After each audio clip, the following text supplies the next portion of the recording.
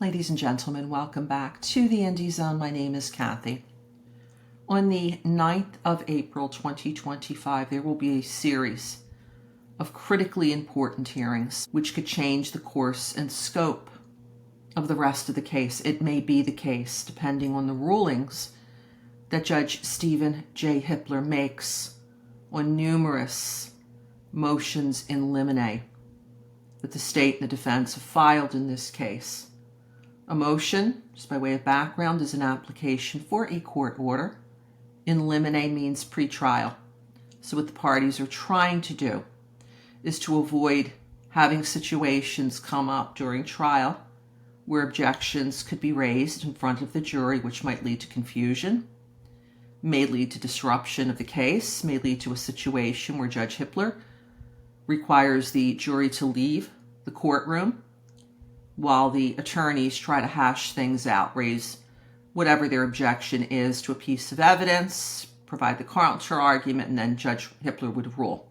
These in limine motions are going to prevent all of that confusion, all of that potential disruption from the case.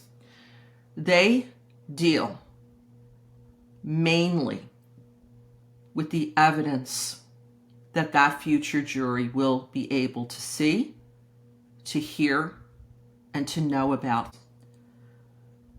There are also other motions that don't necessarily deal with evidence per se, one of which, for example, deals with a demonstrative tool, the house on King Road.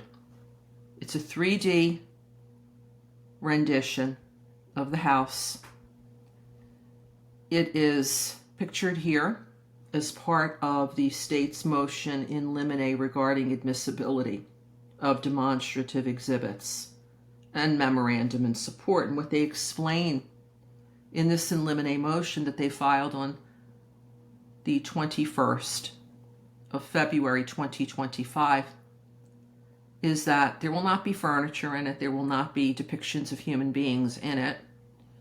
It's mainly being used, or will be used, to assist witnesses and to assist the jury in understanding the makeup of the house. The defense has raised an objection. They feel it's prejudicial. They don't want this entered into the courtroom. They don't want the jury to see it. And they filed their objection. They have now filed a declaration, which is a statement in support of the defendant's objection to the state's motion in limine regarding admissibility of demonstrative exhibits and memorandum in support. And this is dated the 26th of March 2025. So what they're doing is they're putting evidence in front of the court to support their objection to this demonstrative tool being used at trial.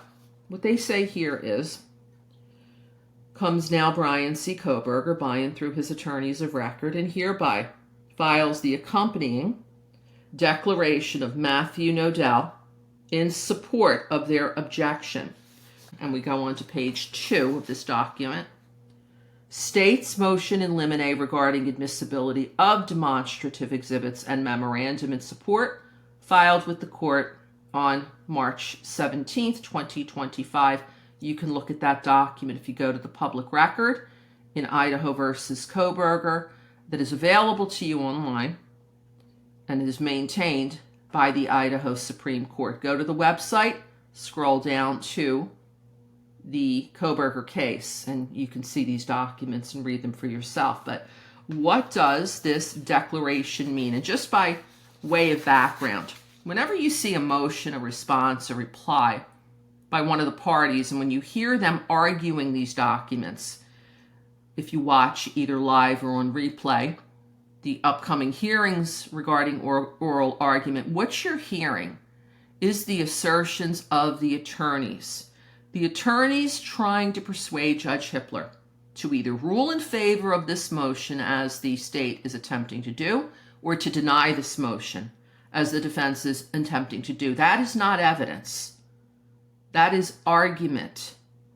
A declaration or an affidavit is evidence that is being put before the court in support of. So here is a further reason, Judge Hippler, why you should deny this motion in limine regarding a depiction of the house on King Road. I, Natthew Noedel, swear under penalty of perjury that the information in this declaration is true and correct to the best of my knowledge. He provides his name in paragraph 1. This information in paragraph 2 is very standard language. He says here, I am an adult over the age of 18, and I have personal knowledge of the facts set forth in this affidavit. It's not an affidavit, it's a declaration. There's a difference between the two. With an affidavit, it's sworn to and subscribed before a notary public. A declaration is a statement made under penalty of perjury that doesn't have the notary information on it. I am a forensic scientist with degrees in microbiology, medical technology, and forensic science, certification in firearms, tool marks, residue, and laser screening. My total experience includes over 38 years working exclusively in forensic science as outlined in the attached CV. CV is short for curriculum vitae. It's another word for a resume. When you see these terms, curriculum vitae, CV, it's basically a written recitation of the individual's skills, knowledge, and experience in support, providing further details regarding these rather impressive credentials that he's providing here in paragraph 3. 4. I have been retained as a consultant by the defense in Mr. Kohberger's case. One of my key roles in the case is to assist the defense team in investigating and reconstructing the scene. During the course of my work, I've had the opportunity to observe the scene. This is the scene at 1122 King Road, the crime scene. I conducted a 3D scan of the scene at the first opportunity provided by the defense. There's no date given here. I'm saying first opportunity provided by the defense, went in there, did a 3D scan. The purpose of the 3D scanning a scene is to understand and depict the way a scene appeared and be able to troubleshoot that scene in a to-scale manner. It is imperative to acquire the scans appropriately and register, stitch together the scans accurately to ensure that they meet evidentiary standards for further troubleshooting of the events. Paragraph 6, I am aware that the state has conducted at least one set of scans that depict only the 2 rooms with the deceased in situ acquired in the first hours of the investigation, and a report that indicated a second set of 3D scans was acquired on or around November 1st, 2023, but that data has not been produced until recently, March 14th, 2025. Prior to March 14th, 2025, I had been provided with only the early scan data that depicts 2 rooms in the house. Recently, I was made aware that the state had intended to use the previously unproduced data from the second set of 3D scans to build a replica model of the residence and associated topography for trial. I have only recently been provided with scan data and have not seen the final product model or other data the builders of the model intend to rely upon. I have not been provided with the details as to how the data from the 3D scans will be incorporated into a demonstrative model or how the model may be used in presentation to the jury. 8, I have concerns about any replica utilized for trial that has not been verified as to scale, given the unique layout of the house. Any misrepresentation of where a wall is, or where a door was located, or what the actual line of sight will be misleading and could cause a jury to place significance on something that is not accurate. So here we see the details regarding the prejudice that the defense was arguing in their response in objection to this motion in limine. Utilizing a replica that is not to scale will invite speculation and confuse the jury, according to Mr. Noedel. He then states on the next page In addition, I have been informed that the model will not have any furniture, original materials, or other objects that can take up space in the normal layout of the residence. The absence of these features can influence the appearance of spatial relationships as they actually existed and were captured in original photographs and video.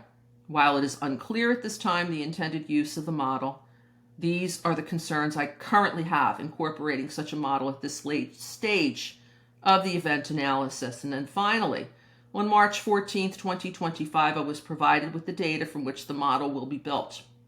This data includes over 100 individual 3D scans that have been stitched together and include not only the residence, but the topography of the surrounding landscape. Assessing this data will take considerable time, and then examining the finished product and verifying scale, dimensions, and completeness will take additional time on top of that. By way of reference, it will take at least a full day, if not more, just to download the data from the server. And then once the download has been completed, the analysis will take approximately 1 or 2 days to assess the scan data. After my analysis of the scan data is complete, I will need to arrange a viewing of the exhibit and a description as to how the scan data was translated into the actual physical exhibit needing to be provided. Finally, 12, traveling to examine the model created and documenting what may be needed to further assess it are things that are not built into my schedule at this time.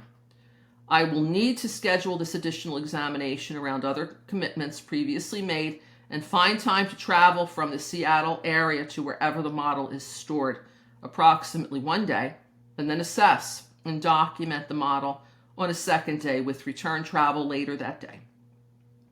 The earliest available times for such a turnaround given my schedule start around the week of April 7th, which is currently next week, and the week of the hearings on the in limine motions, with hit and miss appointments and testimonies scheduled within that time frame. So he's saying here there's other commitments. It's not as if that entire week is open for him.